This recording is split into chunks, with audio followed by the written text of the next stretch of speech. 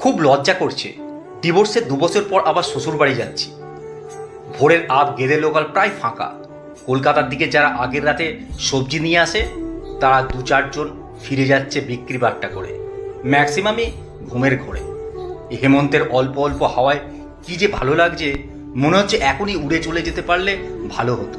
ট্রেনটা যদি প্লেন হতো আর ওদের বাড়ির পাশে একটা এয়ারপোর্ট থাকতো, পলকে চলে যেতাম। যেদিন ওদের বাড়ি থেকে পালিয়ে আসি সেদিন ওরা কেউ জানতো না। বাপের বাড়ি ফিরে শৈলেনকে শুধু ফোনে বলেছিলাম, আমি আর তোমাদের বাড়ি ফিরছি না। না, ওদের কোনো দোষ ছিল না। ওদের মতো ভালো মানুষ হয় না। একটা ভালো ফ্যামিলিকে ডুবিয়ে চলে এসেছিলাম আরও বেটার লাইফ লিড করব বলে। মানুষ কত ভালো হতে পারে, শৈলেন তার উদাহরণ। ওদের পরিবারটা তার উদাহরণ। গ্রামের লোকগুলো তার উদাহরণ। আসলে একটা বদ আত্মবিশ্বাস আমার সর্বনাশটা করেছিল। ভেবেছিলাম বাবা মায়ের সিঙ্গেল চাইল্ড আমি, অভাব কোনোদিন হবে না। বাবা মারা গেলেও না, যদি আনম্যারিড বা ডিভোর্সি থাকি তাহলে পেনশন তো পাবো। মোট কথা, অর্থ কষ্টে কোনোদিন ভুগবো না। ফোনাফোনি করে প্রাক্তনের সঙ্গে বেরিয়ে এসেছিলাম। 8-9 মাস সংসারও করলাম, তারপর বিচ্ছেদ হলো। এবারে সিদ্ধান্ত আমার নয়, দোষও কিছু ছিল না আমার। সল্টলেকে প্রাইভেট কোম্পানিতে চাকরি নিলাম, বসের সঙ্গে দেশ বিদেশ ঘুরলাম, আধুনিক সব কিছু দেখলাম। টাকার অভাব রইল না। কিন্তু একটা সময় পর বুঝতে পারলাম এগুলো সব ক্ষণিকের, অল্প সময়ের। এর মধ্যে দয়া, মায়া, ভালোবাসা, আবেগ, অনুভূতি কিচ্ছু নেই। দিন শেষে ঘরে ফিরে এক মহাশূন্যতা, ব্ল্যাক হোল। কেউ বৌমা, কেউ বৌদি, কেউ শুনছো নাকি বলে ডাকে না। সকাল হলে কেউ বলে না রাতে কিন্তু তুমি ভালো ঘুমোওনি, দুপুরে ঘুমিয়ে নেবে। সবচেয়ে আশ্চর্য হয়েছি ঘুমের ঘোরে রাত 2টো নাগাদ শৈলেনের ফোনটা পেয়েও। ও আমায় যেতে বলবে ভাবতেই পারেনি। ডিভোর্সের জন্য যে হেনস্থা করেছিলাম, মিথ্যে বলেছিলাম, অন্য কেউ হলে মুখ দেখতো না আমার। ট্রেন থেকে নেমে বেলা 7টা নাগাদ মাঝদিয়া টুঙ্গিতে পৌঁছে গেলাম। যেদিন বউ হয়ে প্রথম এখানে আসি, কত লোক স্টেশনে গেছিল আনতে। রেল ব্রিজের তলা দিয়ে যখন আমাদের ট্যাক্সি ঢুকছিল, ওর বন্ধুরা, পাড়ার অল্প বয়সী ছেলেরা সব লাইন দিয়ে দাঁড়িয়েছিল। দূর থেকে দেখলাম বাড়ির সদর দরজা খোলা। রাস্তার পাশে দাঁড়িয়ে পাড়ারই কারো সঙ্গে কথা বলছিল আমার প্রাক্তন ছোট দেওর। আমায় দেখতে পেয়ে দৌড়ে এসে হাত ধরে বলল, আরে বৌদি, তুমি এত সকালে কোথা থেকে? চলো চলো, বাড়িতে চলো। এতক্ষণ পর আমার হঠাৎ মনে হলো, তাই তো, কালকে রাতে শৈলেন যে ফোন করেছিল বাড়ির সকলে জানে। কারো অনুমতি নিয়েছে নাকি আবেগে ঘুমের ঘোরে ফোন করে ডেকে ফেলেছে, যদি কেউ না জানে সেটা হবে ভারী লজ্জা। ভাববে আমি বেহায়ার মতো এসে হাজির হয়েছি। আমার আর যাওয়ার জায়গা নেই, অপমান পর্যন্ত করতে পারে। বাড়ির ভেতরে পা দিয়ে বুকের মধ্যে কেমন ছ্যাত করে উঠল। 2 বছর এখানে সংসার করে গেছি। সমস্ত ঘর বাড়ি, গাছপালা, এমনকি কলতলা পর্যন্ত মনে হলো আমায় ব্যঙ্গ করছে। রান্নাঘরের কোণে টিয়া পাখিটি পর্যন্ত ডেকে উঠল। মনে হলো ও বলছে, কেন এসেছিস, কেন এসেছিস, অসভ্য বেহায়া মেয়ে কোথাকার। আমার শরীরে এত লজ্জা কোথায় ছিল কি জানি। ভীষণ খারাপ লাগতে লাগলো প্রতিটি জিনিসপত্র দেখে। মনে হলো এখনই সমস্ত গ্রামের লোক ছুটে এসে আমায় ধিক্কার জানাবে, থুতু ছেটাবে। ছোট দেবর আমার হাত ধরে আমার সেই পূর্ব পরিচিতি ঘরে, সেই সুন্দর বাসর ঘরে, সেই প্রথম দিনের আবেগে মাখানো ঘরে এনে খাটে বসিয়ে বলল, দেখো দাদা ঘরের কিছু চেঞ্জ করেনি, কোনো কিছু ফেলেনি। তোমার সমস্ত জিনিস যেমন ছিল তেমনি আছে। একদিন শুধু তোমার রেখে যাওয়া বডি স্প্রে আমি মেখেছিলাম বলে দাদার সে কি রাগ, বিশ্বাস করো বৌদি। তারপরে আর ধরিনি। আমার চোখ ফেটে জল বেরিয়ে এলো। এত ভালো ফ্যামিলিকে কিভাবে বিপদে ফেলেছিলাম। শুধুমাত্র নিজের সাময়িক সুখের জন্য কত বড় ক্ষতি করেছিলাম এদের। শাড়ির আঁচলে চোখের জল মুছে বললাম, মা কোন ঘরে, আমায় একটু নিয়ে চলো। মনে হয় না উনি আমার মুখ দেখবেন, আমি ক্ষমা চাইব। এ সময় আমার হাজবেন্ড চিৎকার করতে করতে বাড়িতে এলো। বলল, ভরত, ভরত কোথায় গেলি রে? তোকে যে মাঠে পাইপ নিয়ে যেতে বললাম, গেলি না তো? শ্যালো চালাতে পারছি না। হুটোপাটি করে ঘরে ঢুকে আমায় দেখে 2 পা পিছিয়ে গিয়ে আশ্চর্য হয়ে জিজ্ঞেস করলো, আরে তুমি কখন এলে? আমি ওর প্রশ্নের উত্তর দিতে পারলাম না। কি উত্তর দেব যাকে কোর্টে দাঁড় করিয়ে সকলের সামনে স্ত্রীর ওপর জুলুমকারী এমনকি রেপিস্ট পর্যন্ত বলেছিলাম? তার প্রশ্নের কি উত্তর দেব? ও আমায় এখন যদি চড়িয়ে দেয় তাও বলার কিছু থাকবে না। আমার দোষ কিছু মাত্র খণ্ডন হবে না। আমি কিছু মনেও করব না। আমি নীরবে মাথা নিচু করে রইলাম। এ সময় ভরত ইয়ার্কি করে বলল, দেখো দাদা, বৌদি আগের থেকে কত সুন্দর হয়েছে। একটু থেমে তারপর আমাকে উদ্দেশ্য করে বলল, তুমি কি খাও গো বৌদি? এই দেখো না, আমি মোটা হবার জন্য কত কিছু খাচ্ছি, হচ্ছে না। ওর মুখে বৌদি ডাকটা যে কি সুন্দর লাগে। ওর ওই আদর মাখানো কথাগুলো আর কোথাও শুনতে পায়নি।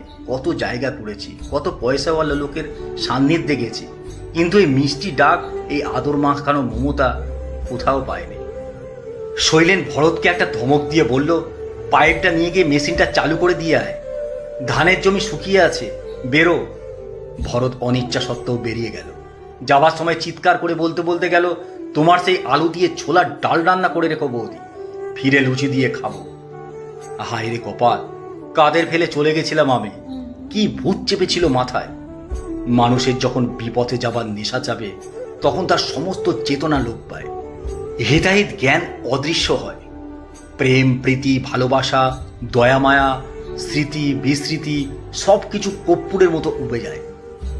শৈলেন আবার একই কথা জিজ্ঞেস করল, কখন এলে? আমি এ প্রশ্নের কোনো উত্তর না দিয়ে হেসে জিজ্ঞেস করলাম, কালকে অত রাত্রে ফোন করেছিলে কেন? দিনের বেলা ফোন করতে পারতে। আমার কথা সত্যিই তোমার মনে আছে? একটু থেমে মাথা নিচু করে আবার বললাম, এই নষ্ট মেয়েটাকে তুমি আবার ফোন করলে, আবার ডাকলে? তুমি এত ভালো কেন? শৈলেন সমস্ত কথা মনোযোগ দিয়ে শুনল। অনেকক্ষণ চুপ করে দাঁড়িয়ে রইল। হাতের আঙুলগুলো 3-4 বার দেখল, মিটিমিটি হাসল। তারপর একেবারে অবাক করে দিয়ে বলল, আমি তো তোমায় কোনো ফোন করিনি সোনা পাখি। তোমার নম্বর তো আমার কাছে নেই। ডিভোর্সের সময় রেগে মেগে ডিলিট করে দিয়েছিলাম। কোথাও তোমার ভুল হচ্ছে। ভুল বলা আমার উচিত নয়। তুমি আবার রেগে যেতে পারো। অবশ্য রাগলে তোমার ঠোঁট দুটো ভারী সুন্দর দেখায়, চোখ দুটো রহস্যময় হয়ে ওঠে। ও আগেও এরকম কথা বলতো। বলে চুপ করে ঘুরে দাঁড়িয়ে থাকতো। আমি জানতাম ও চাইতো আমি গিয়ে ওকে জড়িয়ে ধরি। যতক্ষণ না ধরতাম ততক্ষণ নীরবে দাঁড়িয়েই থাকতো। খুব শেয়ানা ছিল। আমার মনে হচ্ছিল এক্ষুনি দৌড়ে গিয়ে আগের মতো ঝুলে থাকি। যতক্ষণ না ও আমার শাড়ি ধরে টেনে বলছে, পিঠে থার্মোমিটার দিয়ে দেখো আমার জ্বর এসে গেছে। কিন্তু এ কি শোনালো শৈলেন, ও নাকি ফোন করেনি। আশ্চর্য। কাল ঘুমের ঘোরে আমি স্পষ্ট শুনলাম ওর গলা। পরিষ্কার ও আমায় ডাকলো। তাহলে আমার এত বড় ভুল হলো? অবশ্য এরপরে আমি আর মোবাইল দেখিনি, চেক করে দেখিনি সত্যি সত্যি ও আমায় ফোন করেছে কিনা। তাহলে রাতে কি স্বপ্ন? লজ্জায় আমি শৈলেনের মুখের দিকে তাকাতে পারছি না। ছি ছি, এত বড় ভুল হয়ে গেল আমার। শৈলেনের পা দেখে বুঝলাম ও আমার দিকে 2 পা এগিয়ে এলো, তারপর দাঁড়িয়ে গেল। শেষে হো হো করে হেসে বলল, দেখলে মানুষের কত রকমের ভুল হয়। বলেই অনেকক্ষণ দম ধরে রইল। এবার আমার দিকে আরেক পা এগিয়ে এসে উদাস হয়ে বলল, এটা কিন্তু আমার জন্য সুখবর। কি বলো? তুমি যে আমায় ভালোবেসেছিলে, কোনো এক হঠাৎ সময়ে ভালোবেসেছিলে, সেই ভালোবাসা জমেছিল হৃদয়ের এক কোণে অযত্নে। গতকাল রাতে সে তোমায় জানিয়েছে তুমি সত্যিকারের প্রেমিকা, তুমি ভালোবাসতে জানো, তোমার হৃদয় এখনো মরেনি, তাই তো ছুটে এসেছে। এ কথা শুনে কার না কাঁদতে ইচ্ছে করে, এ কথা শুনে কার না ছুটে গিয়ে বলতে ইচ্ছা করে আমি তোমার। অথচ এমন একটা মানুষ ফেলে পালিয়েছিলাম, এমন একটা সুন্দর মনের ঠিকানা ফেলে পালিয়েছিলাম, এমন একটা মন্দিরে পুজো না দিয়ে শুধু দর্শন করে ফিরে গেছিলাম। ও আবার বলল, শোনো পাখি, তুমি এখন যে যন্ত্রণা পাচ্ছ, লজ্জা পাচ্ছ, মুখ তুলে তাকাতে পর্যন্ত পারছো না, এটা হলো ইহজগতের শাস্তি, পাপের শাস্তি, ভুলের শাস্তি। তুমি যদি সত্যি সত্যি বুঝতে পারো তুমি ভুল করেছিলে, সেটা হবে তোমার শান্তি, মনের ভেতরের শান্তি। দীর্ঘক্ষণ কাঁদার পর মনে যে ক্লান্তি আসে, সেই শান্তি। অনেকগুলো কথা একসঙ্গে এসে ভিড় করে অপেক্ষা করেছিল মুখে। আমি ধীরে শান্তভাবে বললাম, আমি কি তোমায় বুকে একটু মাথা রাখতে পারি? ও হাত না বাড়িয়ে বলল, হ্যাঁ পারো, কিন্তু তুমি নিজেই গভীরভাবে ভাবো সত্যি সত্যি বুকে মাথা রাখবে কিনা, রাখা উচিত কিনা, আর যদি রাখো তাহলে কতক্ষণের জন্য, কত দিনের জন্য। শৈলেনের কথা আমি বুঝতে পেরেছি।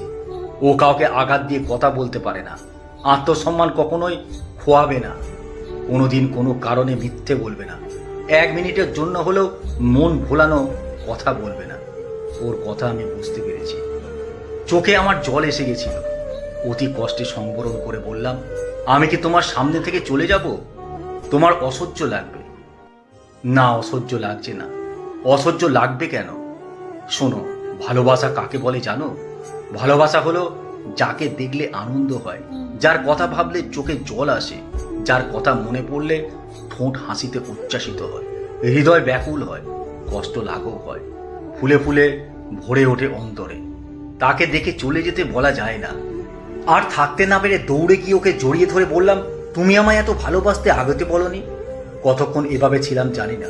ধীরে ধীরে ও আমায় ছাড়িয়ে খাটের ওপর বসিয়ে দিয়ে বলল, যে নারী পুরুষের ভালোবাসা ধরতে পারে না, বুঝতে পারে না, সে চঞ্চলা, তর্কপ্রিয়, অবুঝ। তুমি 2 বছর আমার কাছে ছিলে, তুমি আমায় দেখেছ, আমার অন্তরটা দেখোনি। তুমি আরো কিছুদিন সময় নাও, মনকে প্রশ্ন করো, হৃদয়কে আগুনে পোড়াও। সত্যি মন আমার চঞ্চলা, ঠোঁট তর্কপ্রিয়, হৃদয় অবুঝ। এখন কি বলবো বুঝতে না পেরে মাথা নিচু করে বসে রইলাম চুপ করে। শৈলেন আমার ভাবগতিক দেখে হাসলো, অত্যন্ত দৃঢ় কণ্ঠে বলল, চলো তোমায় স্টেশন দিয়ে আসি। ঘুমের ঘোরে না বুঝে চলে এসেছে। তোমার এখনো স্থিরতা আসেনি, সঙ্গে প্রায় কিছুই আনেনি। মাথা নিচু করে বেরিয়ে এলাম ঘর থেকে। আমায় দেখে বারান্দার টিয়া পাখিটি আর একবার নতুন করে ডেকে উঠল। এবার যেন বলল, যাচ্ছিস কেন? তোর তো পুনর্জন্ম হয়েছে, যাস না। স্টেশনে এসে দেখি ট্রেন দাঁড়ানো, সিগন্যাল সবুজ। ফাঁকা সিট পেয়ে এক কোণে ব্যাগ কোলে তুলে বসলাম মনমরা হয়ে। আর চোখে শৈলেনের দিকে একবার জানালা দিয়ে তাকিয়ে দেখি ওর চোখে জল। হাত উঁচু করে কাছে ডেকে বললাম, আমি এসেছি শৈলেন, আমি এসেছি। আমায় তুমি আপন করে নাও, আমার হাতটা ধরো। এমন সময় আচমকাই ভোঁ বাজিয়ে ট্রেন ছেড়ে দিল। ও আমার হাতটা ধরে অনেকটা দৌড়ে এলো, তারপর কি যেন বলল, ঠিক শুনতে পেলাম না হাওয়ায়। ঘাড় ঘুরিয়ে পিছনে তাকিয়ে দেখি শৈলেন কি যেন বলছে আর দৌড়চ্ছে, প্রাণপণ দৌড়চ্ছে।